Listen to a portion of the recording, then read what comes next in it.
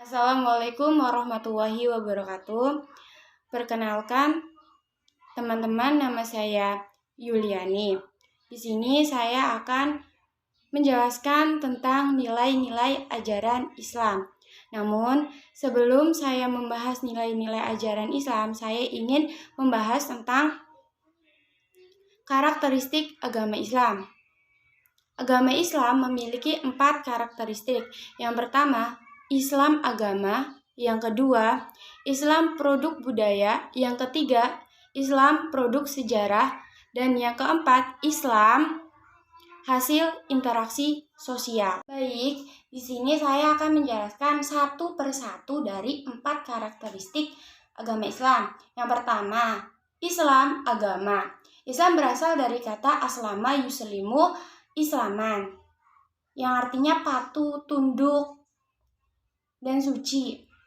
Agama Islam juga merupakan agama rahmatan lil alamin, karena sebagai agama pembawa rahmat untuk umat manusia, sehingga manusia dapat hidup memperoleh kebaikan hidup di dunia maupun di akhirat. Kemudian yang kedua, Islam produk budaya. Islam tidak bisa dilepaskan dari budaya. Misalkan budaya yang ada di Jawa yang biasanya menggunakan sesajen, akhirnya diganti dengan menggunakan doa dan makan bersama sebagai rasa syukur kepada Allah Subhanahu wa Ta'ala. Yang ketiga, Islam produk sejarah. Islam ini lahir pada masa zaman dahulu. Khulafaur Rasyidin itu merupakan produk sejarah. Objek kajian yang ada di Islam ini dapat kita teliti. Kemudian yang keempat, Islam hasil interaksi sosial. Maksudnya Islam ini tumbuh karena interaksi sosial, sehingga interaksi sosial yang ada di dalam masyarakat diharapkan etika dan moralnya itu sesuai dengan ajaran agama Islam.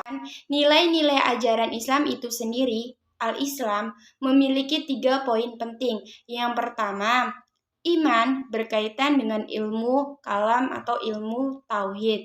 Yang kedua, Islam berkaitan dengan ilmu fikih.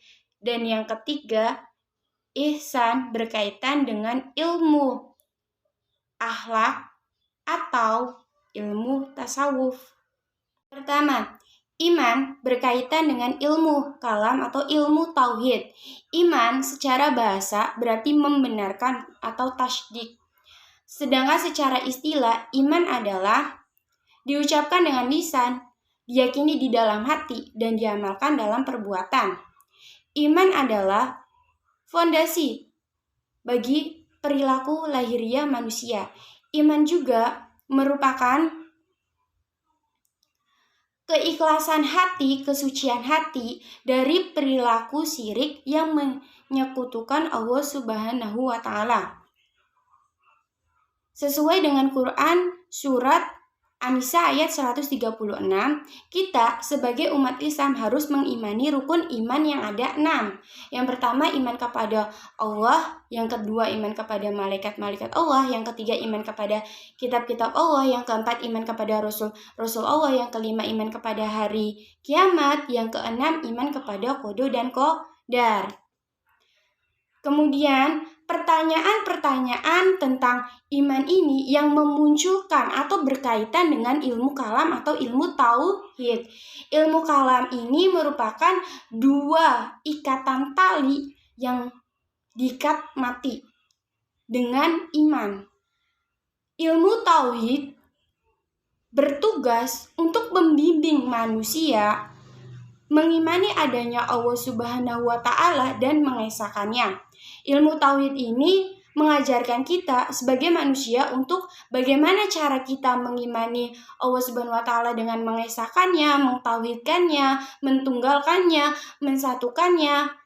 Dan kita sebagai manusia, umat Islam, harus mengesahkan Allah Subhanahu wa Ta'ala dan jangan menyekutukan Allah Subhanahu wa Ta'ala. Yang kedua, Islam berkaitan dengan ilmu fikih. Islam berasal dari bahasa Arab, masdarnya itu aslama, yuslimu, islaman, yang artinya tunduk, patuh, berserah diri. Islam merupakan agama membawa keselamatan bagi umat manusia, khususnya umat Islam. Islam adalah realisasi dari keimanan. Islam juga merupakan bentuk kepatuhan, kepasrahan kepada Allah Subhanahu wa Ta'ala dengan menjalankan perintahnya dan menjauhi larangannya.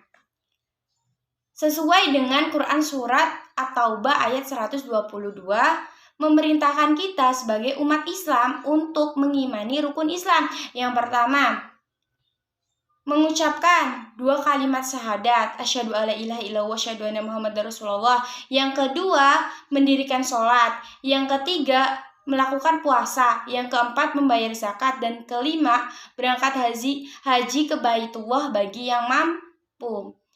Nah, pertanyaan-pertanyaan yang muncul di dalam Islam ini memunculkan atau berkaitan dengan lahirnya ilmu fikih. Ilmu fikih ini bertugas membimbing manusia untuk melakukan ibadah kepada Allah Subhanahu wa Ta'ala secara lahiriah dengan baik. Jadi, ilmu fikih ini dapat kita simpulkan untuk manusia itu dapat paham akan apa saja yang harus kita lakukan sesuai dengan perintah Allah Subhanahu wa Ta'ala dan menjauhi larangan-larangan dari Allah Subhanahu wa Ta'ala. Manfaat kita belajar tentang ilmu fikih itu kita menambah ketakwaan dan kita bisa menyelesaikan perkara secara islami. Yang ketiga, ihsan berkaitan dengan ilmu akhlak atau ilmu tasawuf. Ihsan secara bahasa berasal dari bahasa Arab, yaitu yasinu, yang artinya berbuat baik. Sedangkan secara istilah, ihsan adalah realisasi dari keimanan dan keislaman secara lahiriah dan batiniah.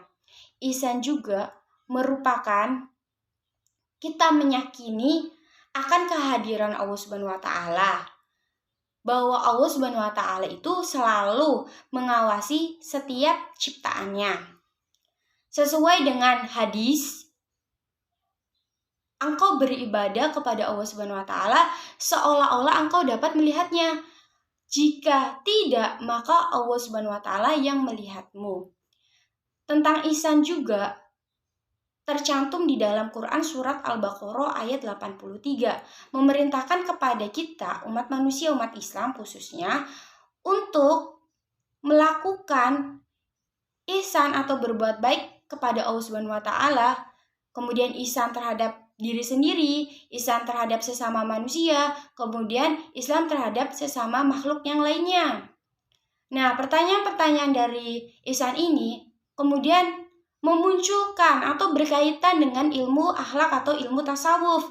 Ilmu akhlak ini adalah ilmu yang membuat kita, umat manusia, untuk selalu berakhlak, beretika, bermoral dengan baik. Kemudian ilmu tasawuf bertugas untuk membimbing manusia untuk penyucian diri, tazkiyatun nafs, untuk mencari ridha Allah dan mendekatkan diri kepada Allah Subhanahu wa Ta'ala. Melalui ilmu akhlak atau ilmu tasawuf ini, umat Islam dituntut untuk selalu melaksanakan perbuatan baik, karena dengan perbuatan baik maka kehidupan umat manusia, umat Islam itu akan bahagia baik di dunia maupun di akhirat. Sekian penjelasan mengenai nilai-nilai ajaran Islam. Kurang lebihnya saya mohon maaf. Wassalamualaikum warahmatullahi wabarakatuh.